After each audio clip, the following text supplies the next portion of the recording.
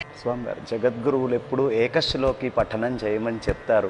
శంకరాచార్య అష్టోత్తర శతనామాదిని కూడా విస్తృతంగా ప్రతి ఇంట్లో ఈ సౌందర్యలహరి ఎలా అయితే లలితా సహస్రనామ పారాయణం ఇవన్నీ చేస్తున్నారో ఖచ్చితంగా ప్రతివారు శంకరాచార్య అష్టోత్తర శతనామాది అనేటటువంటిది చదవడం వల్ల సకల విధాలైనటువంటి శ్రేయస్సులు కలుగుతాయి అని ఎప్పుడూ చెప్తూ ఉంటారు. స్వామివారు ఆ ఏకశ్లోకి ఒక్కటి కనుక మీరు కొద్దిగా క్లుప్తంగా మాకు అర్థము తెలియపరిస్తే ఆచరణకి మాకు తేలిగ్గా ఉంటుంది చదువుకోవడానికి. ఈ ఏకశ్లోకి ద్వారా శంకరాచార్యుల వారు మన యొక్క ఆత్మని మనకు చూపిస్తున్నారు అత్యంత సరళంగా. మన యొక్క ప్రవృత్తి సదా ఇంద్రియాల ద్వారా జరుగుతున్నది. ఇంద్రియాలతో మనం దేన్నైతే చూస్తున్నామో అదే సత్యం అని మనం అనుకుంటున్నాం. ఈ శరీరాన్ని చూస్తున్నాం, ఈ శరీరమే నేను అని అనుకుంటున్నాం. కానీ ఈ శ్లోకంలో భగవత్పాదుల వారు ఒక పరంపరగా నెమ్మదిగా ఒకదాని తర్వాత ఒకటిని చూపిస్తూ చివరికి మన యొక్క ఆత్మస్వరూపాన్ని మనకి చూపించారు. అది ఎలా చూపించారంటే మొట్టమొదట ఒక ప్రశ్న వేసి, అంటే దీన్ని ఒక గురు శిష్య సంభాషణగా రచించారు ఈ శ్లోకాన్ని. కిం జ్యోతిస్తవ భానుమాన్ అహనిమే రాత్రౌ ప్రదీపాదికం స్యాదేవం రవిదీపదర్శన విధౌ కిం జ్యోతిరాఖ్యాహిమే చక్షుస్తస్య నిమీలనాది సమయే కిం ధీహి ధియో దర్శనే కిం తత్రాహమతో భవాన్ పరమకం జ్యోతి తదస్మి ప్రభో అని సమాధానం చెప్పాడు. దీని యొక్క తాత్పర్యం, పగటిపూట ఏదైనా ఒక వస్తువుని చూడాలంటే మనకి ప్రకాశం కావాలి. అటువంటి ప్రకాశం ఏది? ఏదైనా ఒక వస్తువుని చూడాలంటే ప్రకాశం అనేది కావాలి. దాని శాస్త్రంలో కూడా ఒక చక్షుస్సుతో ఒక వస్తువుని సాక్షాత్కరించుకోవాలంటే దానికి ఆలోక సంయోగం అనేది కారణం అని శాస్త్రంలో చెప్తారు. ఉండవలసినటువంటి కారణాల్లో ఖచ్చితంగా ఆ ఆలోక సంయోగం కావాలి అని చెప్తారు. కాబట్టి ఒక వస్తువుని సాక్షాత్కరించుకోవాలంటే ఏ ప్రకాశం కావాలి అని మొట్టమొదటి ప్రశ్న. దీనికి సమాధానం ఎవరైనా చెప్పగలరు. శిష్యుడిని అడిగాడు ఒక గురువు. అప్పుడు ఆ శిష్యుడు చెప్పాడు, భానుమాన్ అంటే సూర్యుడు. సరే, పగటిపూట ఏదైనా వస్తువు చూడాలంటే సూర్యుడు కావాలి.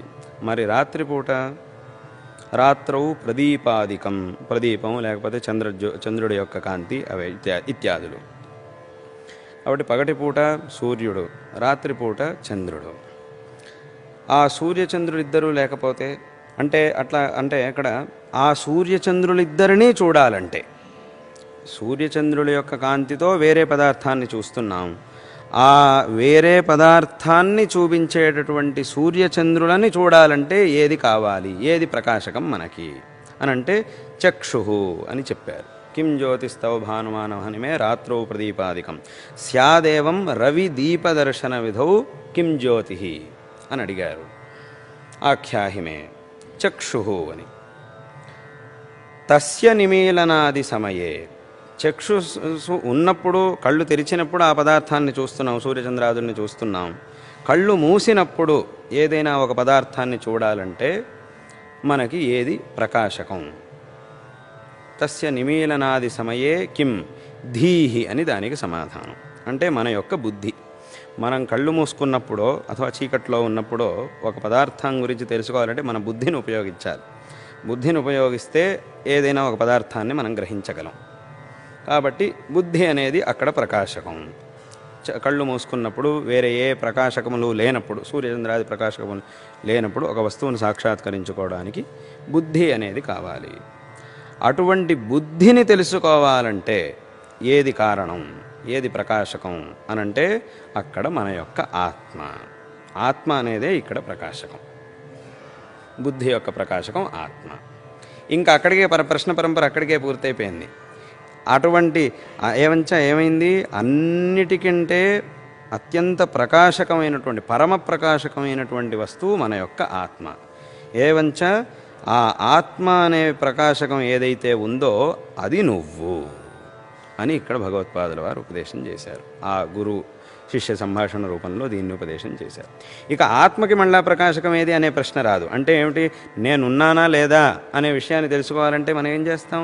అసలు ఆ ప్రశ్నే రాదు. ఉన్నాను అనే మనకు తెలుసు. కాబట్టి ఆత్మకి ప్రకాశకమైనటువంటి పదార్థం ఇంకోటి అక్కర్లేదు. ఏదైనా ఒక వస్తువు ఉందా లేదా చూడాలంటే సూర్యుడి యొక్క ప్రకాశం కావాలి. ఏదైనా ఒక వస్తువు గురించి ఆలోచించాలంటే మన బుద్ధి కావాలి. ఆ బుద్ధితో ఆలోచించాలంటే మన ఆత్మ అనేది కావాలి.